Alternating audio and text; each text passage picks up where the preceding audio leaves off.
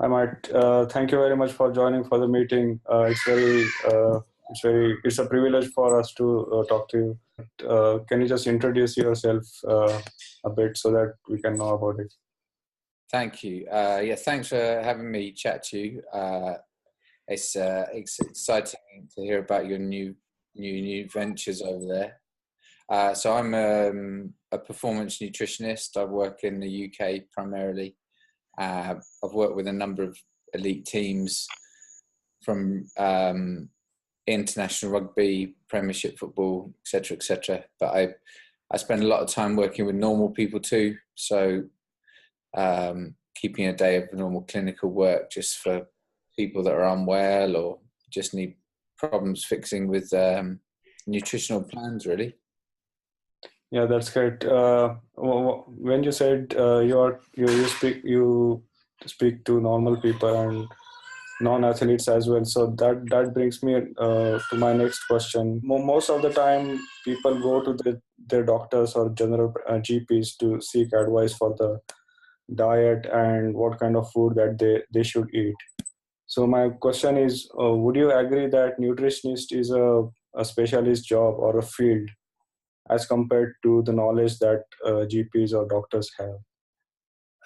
Well, I think there are, first of all, I would say there are some nutritional doctors, but they're the exception rather than the rule. So I think normally when you go to see a doctor, their first route would not necessarily be nutrition and lifestyle, although it is increasingly becoming that way, luckily.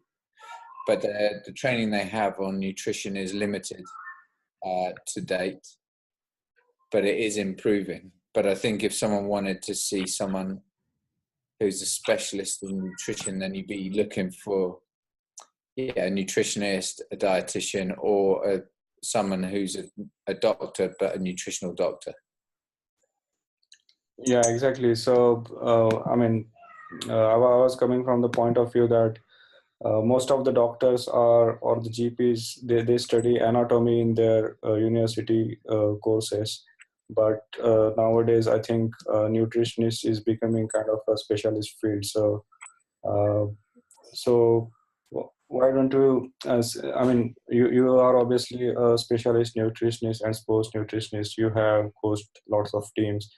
So why don't you explain how nutrition plays, important role in general people's health, along with the exercise or the training that they do? Well, that's a big question.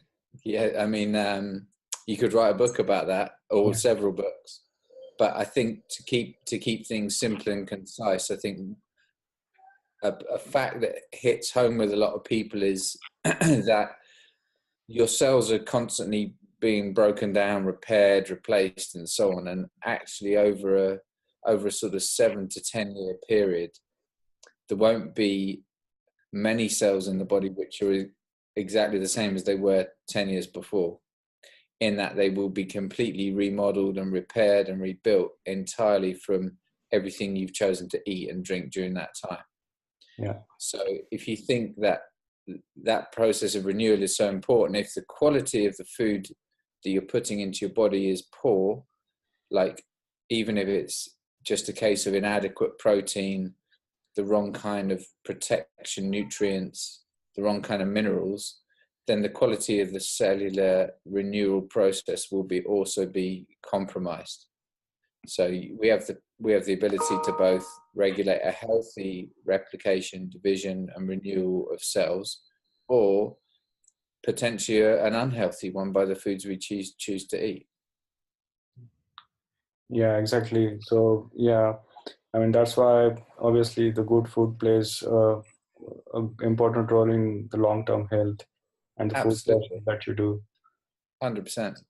But obviously, you have explained lots of times in your subscription emails as well as in your courses that it's not only about the food that you eat, but how you manage your food within the calories. So in terms of macros, how you split your, protein, fats, and carbohydrates in your meal in daily routine weekly, monthly. So can you just quickly explain in one liner the importance of every macro, uh, which is vital for your health? Yes, so I think that's, we humans need energy. Without energy from our food, we can't produce energy to live. So that's why we have to eat. We derive our energy from carbohydrates, which we break down into sugar, into glucose, and we also get our energy from fat. But primarily, we'll be in the diet. We'll be looking for energy from carbohydrates and from fat, and we can break down protein into energy, but it's not normally consumed as a primary energy source. It can be made into energy, but it costs us calories to convert it into energy. So basically, carbohydrates give us energy. They also give us our antioxidants. So they provide the protection for the cells that we get from the pigment or the color that occurs in fruits, vegetables, spices, herbs. But we also, when those and that's the plant kingdom. So it's anything that grows really in grains and things like that. And then when that's refined, that's turned into sugar, which obviously gives you a very quick and easy way to get energy, but a very concentrated source of energy. Then we've got the fats that occur naturally in things like nuts and seeds and vegetable oils and things like that, and things like olive oil, coconut oil.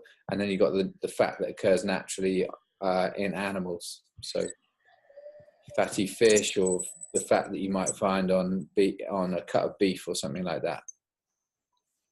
And the fat provides structure for our cells, as well as being broken down into energy. And the fat also provides our body the ability to regulate hormones and inflammation in the body. And perhaps, you need all of these things for normal health. Protein is the building block of life. So from proteins, we derive amino acids. From amino acids, we build the body structures. So we build the bones, the joints, the ligaments, the muscles. But then each amino acid will also have a specific role in the body for influencing a hormone, perhaps, or maybe being responsible for creating something like thyroid hormone or a particular neurotransmitter in the brain. So that, that's an overview of the importance of the three types of macros, and they need to be consumed in the right amount, so we're not over consuming energy and then thereby storing loads of body fat, which is a worldwide problem now. They need to be consumed in the right amounts to sustain health and keep us well nourished and full and happy, whilst allowing our body to use fat for fuel, so that we remain lean and not overweight and not suffering from any of the diseases that are associated with carrying too much body fat.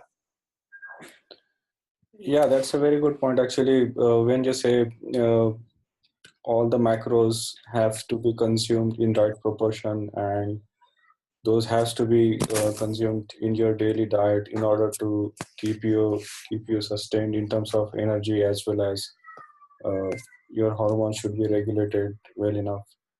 But obviously, when I did the course, then only I came to know about the importance and how vital it is. But before that, I did not knew it. So I'm sure there will be lots of people who do not know the importance of consuming proportionate food every day. So would you recommend, if there is a company who provides you the food in certain proportion, in balanced format, so would you recommend people to have at least go at it, how they whether it plays important role in their daily routine?